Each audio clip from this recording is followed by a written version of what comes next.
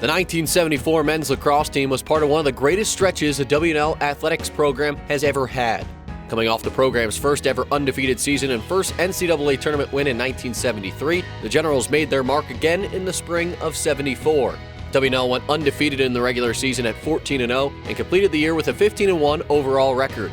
The blue and white rose to as high as number 2 in the national polls and advanced to the semifinals of the NCAA Division I tournament for a second straight season.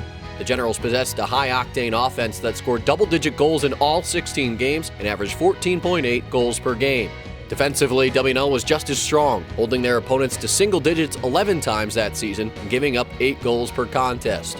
Throughout the season, W&L compiled signature wins against fellow nationally ranked University Division opponents such as the U.S. Naval Academy 13-10 and the University of Virginia 13-11. Along with that, the Generals earned wins over Duke, North Carolina, and Princeton, while adding ranked college division wins against number 1 Towson State 19-17 in overtime and number 3 Cortland State 14-4.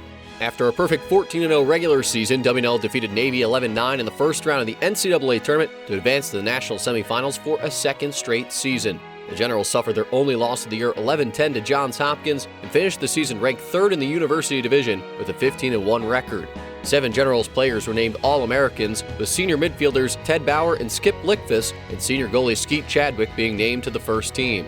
Dave Warfield and Jim Farrer were named to the second and third team respectively, while Brian Chasney and Rob Lindsay were honorable mention All-Americans. Bauer, Chadwick, Lickfuss, and Warfield all played for the United States national team following their time at Washington and Lee, while head coach Jack Emmer was an assistant coach on the 1974 national team and the head coach of the 2002 U.S. national team.